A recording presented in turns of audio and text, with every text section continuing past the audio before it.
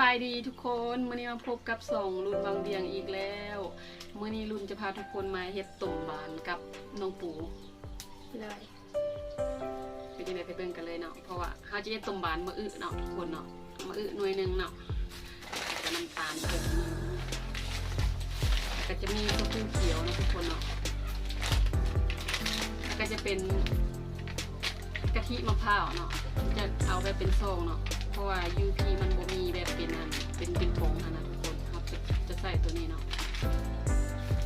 ไปเบิ่งกันเลยเนาะดังไฟใส่หม้อนี่แหละทุกคนเนาะใส่เตาอันนี้จะเอาหม้อไปเอาหม้อซึ่งนั่นเนาะ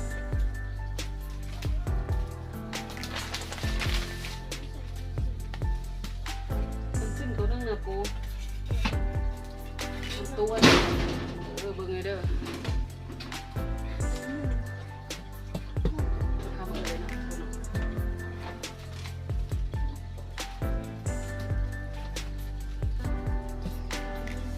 ว่าซ้ำมาสักเลย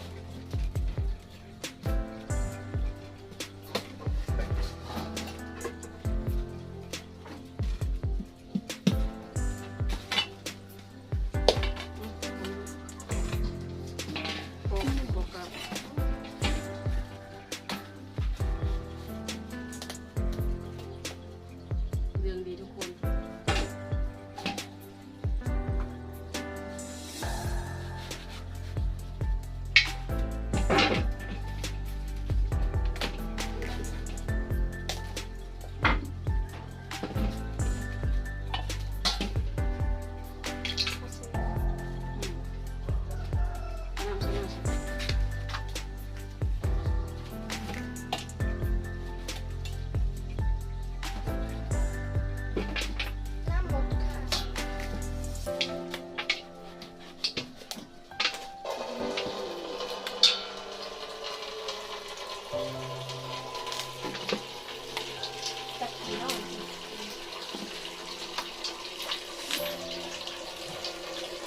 ปูบอกแก้ไม่ปูว่ะเอาแก้ไม่ปูนึงนะเท่าไหร่เอาละเก็บไปให้แม่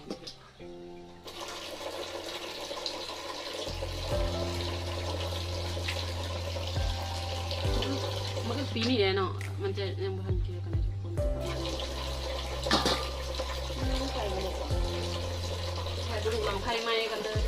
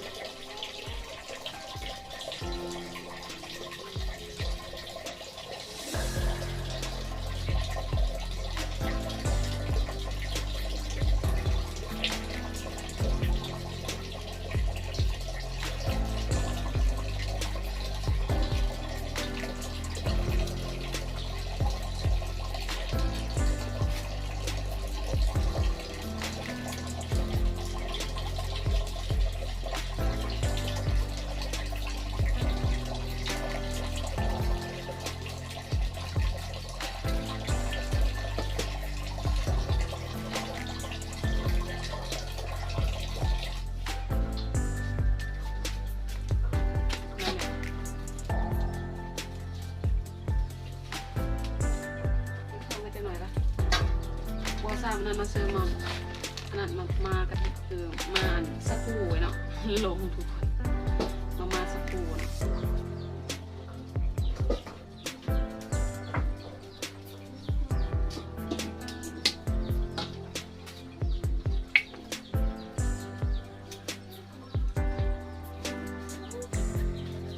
โอ้สลายเลยเสื้อหน่อยเอาถ้วยหันก็ได้ถ้วยเยอะนะปู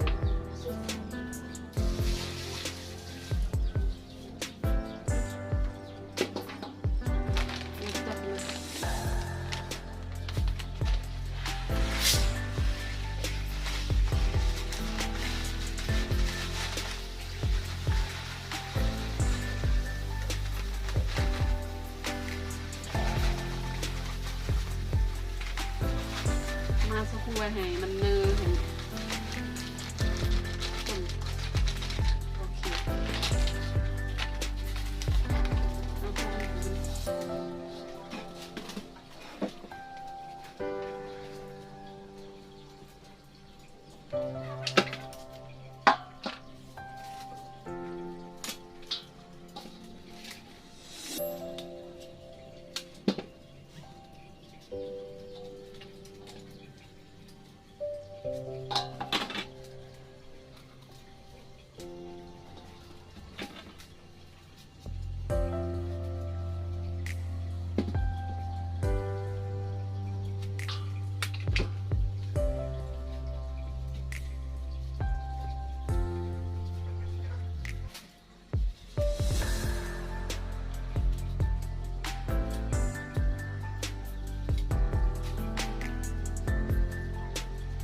กูยีเต็น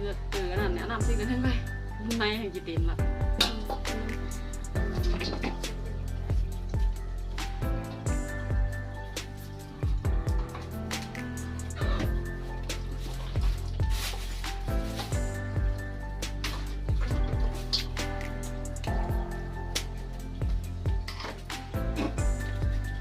เสื้อไปดู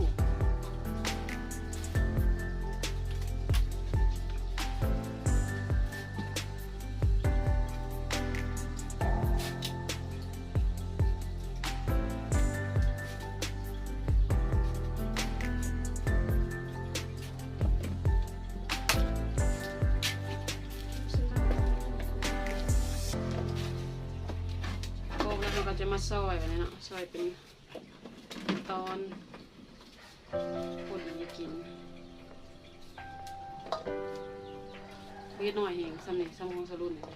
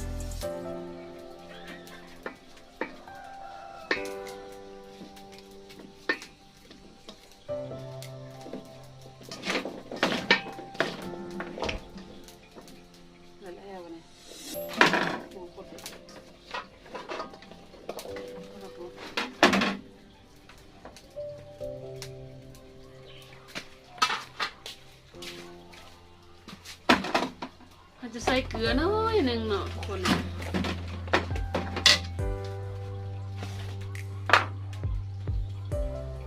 ใส่เกลือน้อยหนึ่ง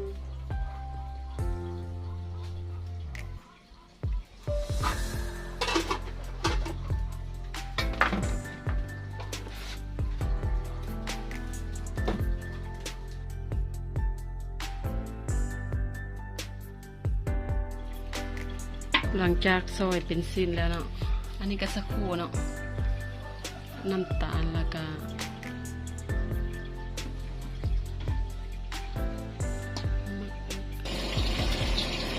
หมอพดแล้วตอนนี้เขาจะเอามือลงเนาะเอามือลงตั้งไปที่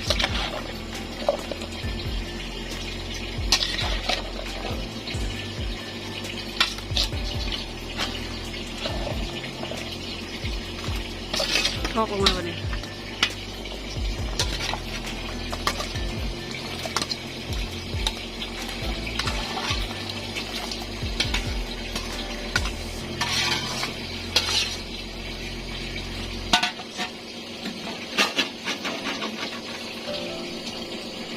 ตอนนี้ก็ปิดฝาไว้เนาะปิดฝาไว้ก่อนแล้วขยามากะเขาจะเอาสกรูลงเนาะตอนนี้ก็พดแห้งแล้วเนาะทุกคนเนาะพดได้ทีแล้วเนาะเขาจะต้มไปจนนั้นมือเปื่อยผู้ใดทุกคนง่อมไปอีกบุญหนึ่ง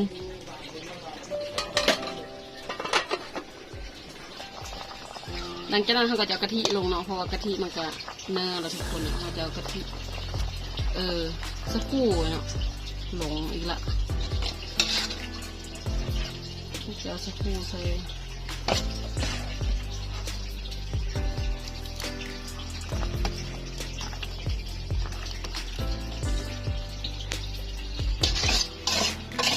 ดีไปหลังจากนั้นใส่สักกู้แล้วเขาก็จะปิดฝาไว้เนาะประมาณอีก5 นาทีเนาะทุกคนเนาะ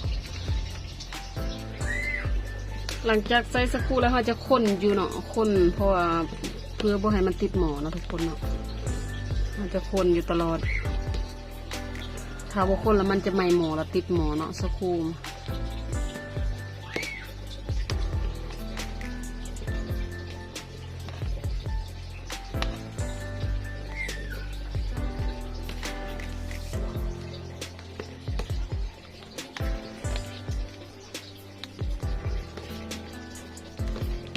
และขั้นตอนสุดท้าย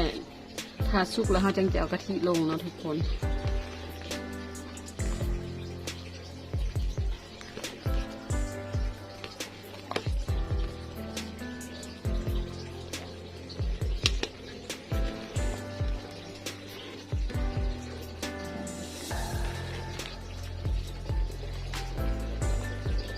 เราจะปิดฝาไว้จักหน่อย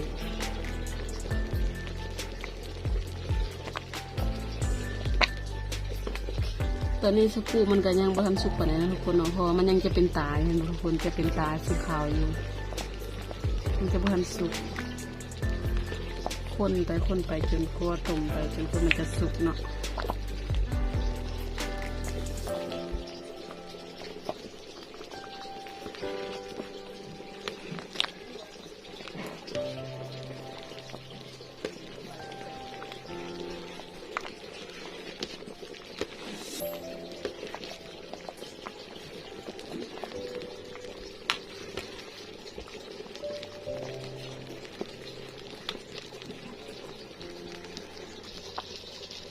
หลังจากนั้นก็จะใส่น้ำตาลนะทุกคนเนาะจะน้ำตาลใส่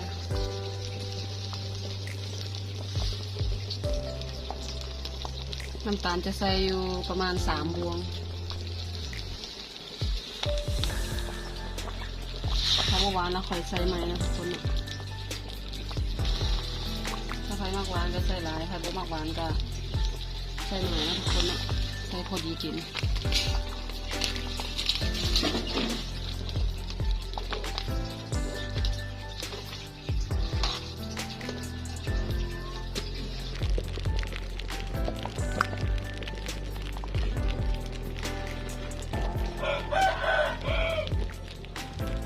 ทุกคนต้มมาโดนเราก็จะเป็นประมาณนี้เนาะ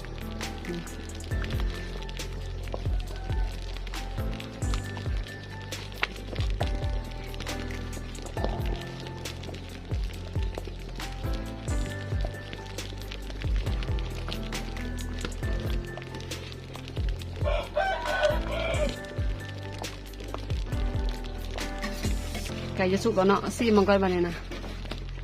อะปูลองซีมังตักซีมัง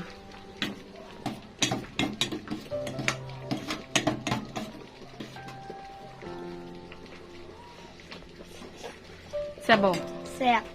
แซ่บแท้อะ โดย แซ่บจังหน่อยสุกแล้วเนาะมื้อก็สุกแล้วเนาะ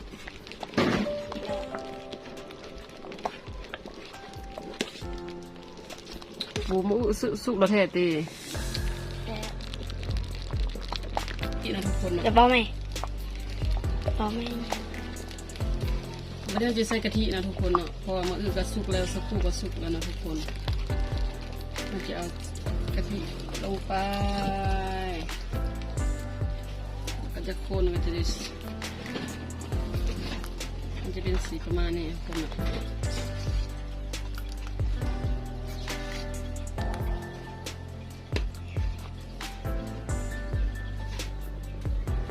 ใส่กะทิแล้วจะเป็นประมาณนี้นะทุกคนเนาะเอาไปกินได้เลยวันนี้แซ่บ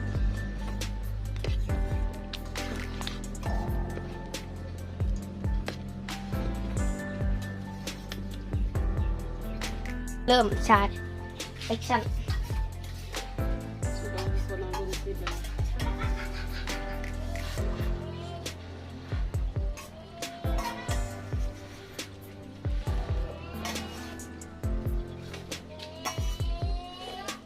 แซ่บเนาะปูซีบ้างซิมนี่ซีบ้างแซ่บบ้างเอาไหม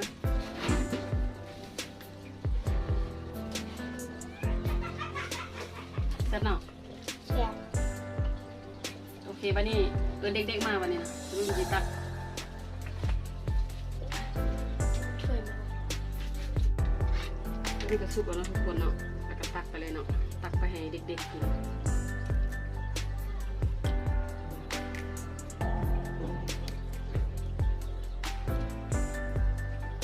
3 ถ้วย 4 ถ้วยเนาะ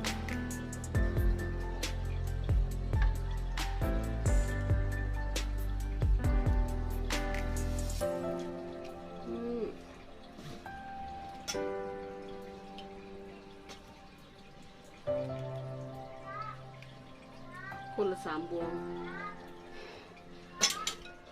โกดบวงนึงเนาะ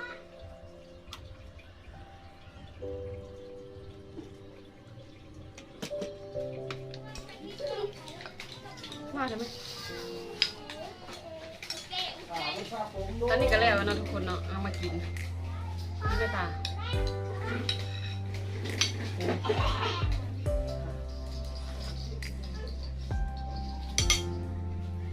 ใช่ปะน่าช่วยกินนี่มาเอามื้อนั้นสาวเนาะเธอกินโบแซ่บอ่ะ แซ่บ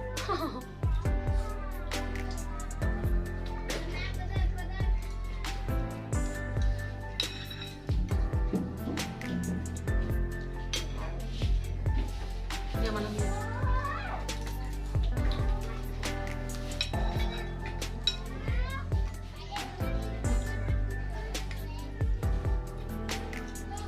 จงไว้ให้มีถ้วยหนึง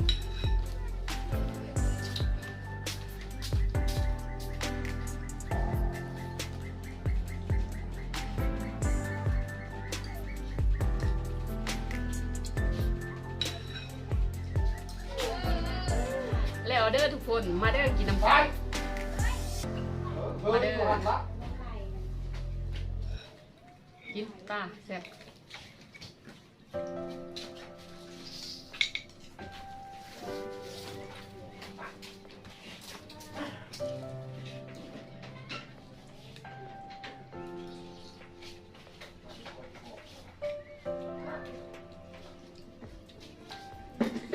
มื้อหน้าก็บอกไม่เท่าอันนี้เลยไม่ทำเบี้ยคำหูเอ็บอกหูเอ็ด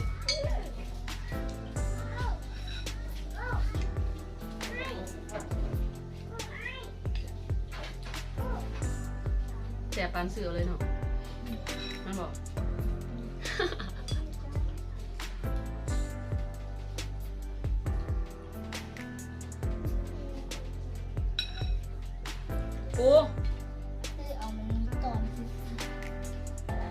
ตอนอย่างตอนว่าอึว่ะตอน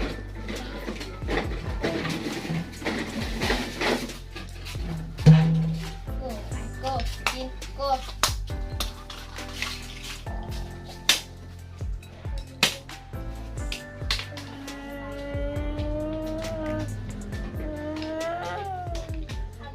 สำหรับคลิปนี้ก็จบเพียงเท่านี้เด้อพาทุกคนเข้าไปกดไลค์กดแชร์กด Subscribe เพื่อเป็นกำลังใจให้ลุงเฮ็ดคลิปต่อๆไปเด้อพบกันใหม่ในคลิปหน้าบ๊ายบายตา